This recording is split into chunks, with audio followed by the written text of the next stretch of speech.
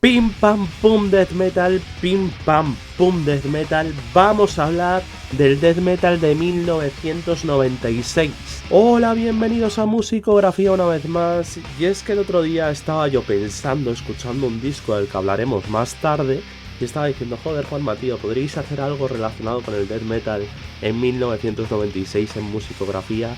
Y aquí estamos, dándoos la bienvenida a lo que son nuestros 6 imprescindibles dentro del death metal de 1996. Por tanto, preparaos para canelita fina. Un aviso antes de nada para que la gente no se enfade y nos venga aquí. Ah, te ha faltado este, te ha faltado el otro. Este es nuestro top personal de 1996. Por supuesto, también queremos ver los vuestros, así que dejádnoslos ahí en los comentarios, porque seguro que nos vamos a dejar cosas fuera, de hecho somos conscientes de ello, pero bueno, si no el vídeo se hacía muy largo y tampoco era plan, y ya bastante estoy dando la chapa con esta intro. Y os voy a hacer un spoiler, porque no solemos hablar de cosas muy conocidas en el canal, ya sabéis que para eso tenemos determinadas secciones, pero en esta ocasión tenemos que hablar de clasicazos también, por supuesto, que van a seguir siendo buenos, pasen 20 años o Jordi Hurtado venga con su plaga de zombies a liquidarnos a todos, que pasará dentro de poco. Y el primero, musicógrafos y musicógrafas, joder tío, mola ese nombre, yo creo que podríamos llamarnos así, la comunidad que nos solemos juntar por aquí, también pues los que nos veis, que sois mucho y no comentáis, pero tampoco pasa nada, con tal de que lo veáis es lo que cuenta.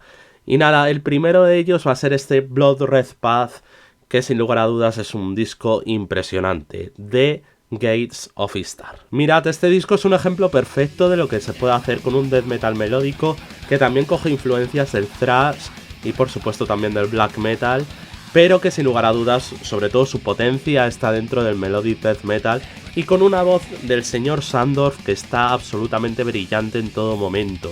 O sea, es un disco que además, a nivel de guitarras, suena espectacular. Es el típico disco que nos podemos encontrar estructuras que son muy agresivas y a la vez otras estructuras que son mucho más tranquilas y que por supuesto pues podemos aprender mucho de ellas. Es un disco donde las guitarras brillan bastante bien y que también tiene esos toques jazzis incluso. Por momentos se deja caer este tipo de composición y es que es absolutamente brillante en todos los sentidos, o sea, no se le pueden poner prácticamente peros. De hecho, es uno de esos discos en los que normalmente me pregunto ¿por qué la gente no los tiene más en cuenta?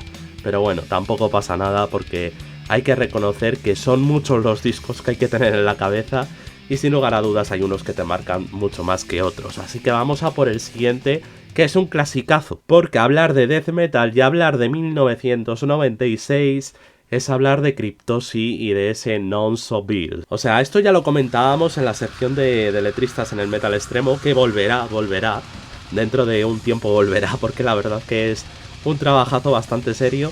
Y bueno, lo comentábamos, Lord Worm en este disco está que se sale a nivel vocal, o sea, es absolutamente bestial, es una bestia desgarradora, y sin lugar a dudas también a nivel de letras está excelente, o sea, Lord Worm dentro de lo que es este mundillo del death metal, del death metal más extremo, por decirlo de alguna manera, sí que es una de las figuras más importantes que yo creo que han pasado por aquí, y es que en este trabajo el Non So Build se nota perfectamente, porque no solo es el mejor álbum de Cryptopsy, es que probablemente sea uno de los 3 mejores discos que hubo en ese año si lo hablamos de una manera mucho más técnica y no tan en el rango personal, ¿no? O sea, tíos y tías, este disco salió hace la friolera de 25 años y sigue fresco como una puñetera lechuga. Y es que es absolutamente mágico, o sea, tan pronto como te lleva por un sitio, te lleva por el otro y te coge y te dice, venga, vamos a hacer esto de una manera un poquito distinta. Y es que ejecutan todos una labor espectacular, pero yo creo que sobre todo Lord Worm en las voces, como estábamos hablando, y Flo en la batería, que es una auténtica bestia, están que se salen en todo momento y yo creo que son las 2 principales figuras dentro de lo que es este disco. Y si no, ponte Phobofile y demuéstrame que este disco no está a un nivel espectacular. Pero antes vamos a hablar de Sadist y vamos a hablar de ese Tribe. Vamos a sincerarnos todos. Vamos a ser sinceros y vamos a decir cuántos de nosotros no hemos dicho alguna vez eso de ah, pues sí, este disco tan clásico es mi favorito de tal banda, cuando en realidad no es así. Eso es una absurdez, pero todos lo hemos hecho, ya sea en el pasado o lo seguimos haciendo incluso ahora, yo en mi caso por supuesto que no, pero este Tribe de Sadist es para mí no solo el mejor disco de Sadist, sino uno de mis discos de death metal de cabecera. O sea, hay mucha gente que criticó este disco, principalmente sobre todo por el tema de los teclados, pero es que para mí los teclados en este disco de Sadist son absolutamente imprescindibles. De hecho, me parece algo bastante original ejecutar eso, no son los primeros que lo hacían ni mucho menos, pero sí que es cierto que les queda como anillo al dedo. Esa absoluta brillantez a la hora de ejecutar las melodías de una manera correcta y que por supuesto casan, o sea, no está metido con calzador ni mucho menos, y es un disco que es variado en sí mismo, pero que también te transmite intranquilidad dentro de su música, porque esos teclados no acompañan de una manera un poco como dirían los mexicanos, de una manera fresa, ¿no? De una manera un poco ñoña, sino que acompañan de una manera que lo que crea es un misticismo, algo misterioso dentro de lo que es el propio concepto del disco. Es que es brutal. Yo entiendo que sea un disco que no le gusta a todo el mundo, pero es que en el rango vocal y en el rango compositivo, Sadist están que se salen en este disco. A mí me encanta y rompo una lanza a favor de este disco ahora mismo, aquí en directo. ¡Viva el death metal! ¡Vivan los toques progresivos en el death metal! Y viva tú, que te vas a suscribir para no perderte ningún disco, ¿verdad? ¿Verdad? ¡Otro disco más! Quiero entrando a Immolation por la pantalla con ese Here in After, que es absolutamente genial también. Aquí no os voy a engañar porque no es mi disco favorito de Immolation, ni mucho menos, pero de eso os hablaré un poquito más tarde.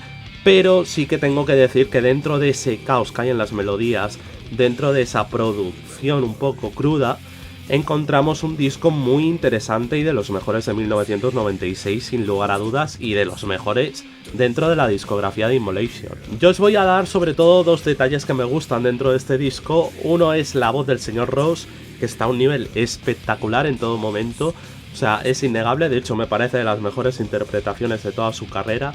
Y también voy a romper otra lanza para ir otra vez en contra del mundo, que va a ser la producción de este disco, porque esa producción cruda, en pos de que luego tendrían lanzamientos que sí que tienen una producción un poco más limpia, un poco menos obtusa, por decirlo de alguna manera, esa producción tan cruda a mí sí me gusta, y de hecho queda como anillo al dedo a un disco que, como hablábamos anteriormente, tiene muchos caos en sus melodías, ¿no? Unholy Cult es mi disco favorito de cabecera de Immolation desde siempre, desde que lo escuché, es uno de mis discos favoritos dentro de lo que es el death metal, pero este disco es una piedra angular dentro de lo que es la discografía de la banda y por supuesto también dentro de lo que es 1996, que estamos hablando mucho de death metal, pero es que queréis saber discos que salieron ese año incluso fuera del metal extremo. Mira, tenemos a la Enema de Tool como piedra angular en el metal progresivo y en el metal alternativo en general, el Philosophen de Burzum para el black metal, el Murder Ballads de Nick Cave. Música para todos los gustos de parte de musicografía, aquí ya hablamos de lo que haga falta, ya da igual, estamos en confianza, ¿no? En fin, sigamos, que hay dos discos más y al final os diremos una sorpresita, así que quedaros. Vamos a hilar dos discos y el primero que vamos a hablar va a ser del Crimson de Edge of Sanity, porque copón, qué disco más bueno, o sea, es que hablar de death metal y hablar de 1996 sin hablar de este disco sería pecado. O sea, hablar de este disco musicalmente es hablar de un death metal progresivo hecho desde el corazón y hecho desde lo más profundo de la cabeza. O sea, tiene melodías que son pasajes acústicos, pasajes mucho más agresivos, voces limpias, voces guturales, tienen un poco de todo. Y por supuesto, hablar de este disco yo creo que sobre todo tiene dos factores, y es hablar de Dan Suano y de Michael Åkerfeldt, porque sin lugar a dudas son dos figuras importantísimas dentro de lo que es el death metal y dentro de lo que es el progresivo, y un día tenemos que hablar de Dan Suano porque telita este año la que se sacó el amigo. Pero es eso, sin más, ese ejercicio de virtuosismo que nos impregnan Edge of Sanity con este Crimson es absolutamente brillante, y de hecho tenemos la teoría en musicografía de que este disco es el típico de que cuando lo escuchas tienes dos opciones: o bien no te gusta, o bien te encanta y te enamoras de él. Yo creo que no hay término medio jamás, porque es un disco que está hecho para la gente que le vaya a gustar. O sea, no es ni mucho menos un disco que se quede a medio gas entre cruzar la línea del gusto o cruzar la línea del disgusto, ¿no? No hay más opciones. es una u otra. Algún día, como hemos dicho, tenemos que hablar de Dan Suano porque no solo sacó con Edge of Sanity ese increíble Crimson, sino que también sacó ese Chaos and Confusion con Pandemonium. O sea, es que, ay madre mía, el disco que se sacó Suano de la manga con este trabajazo, porque es que es un absoluto trabajo de virtuosismo. Si en el anterior tenemos esa variedad, ¿no? Por decirlo así, aquí encontramos un death metal que se fusiona con jazz, se fusiona con toques así electrónicos, también con pianos, o sea, una mezcla de death metal y avant-garde que es absolutamente increíble. O sea, es de esos discos que no te va a dejar indiferente y al principio vas a decir, ¿qué narices estoy escuchando? Pero luego vas a decir, joder, esto es increíble. O sea, yo creo que es el cambio que haces cuando escuchas este Chaos and Confusion de Pandemonium. Supuso el último disco de Pandemonium, pero como se despidieron a lo grande. Y Dan Suano, pues en 1996 fue, yo creo, la figura más importante, voy a decirlo así, me da igual lo que piense la gente, fue la figura más importante de 1996 dentro de lo que es el death metal, porque, joder, vaya dos discazos, o sea, es que es para levantar y aplaudir, leñe, aplaudir.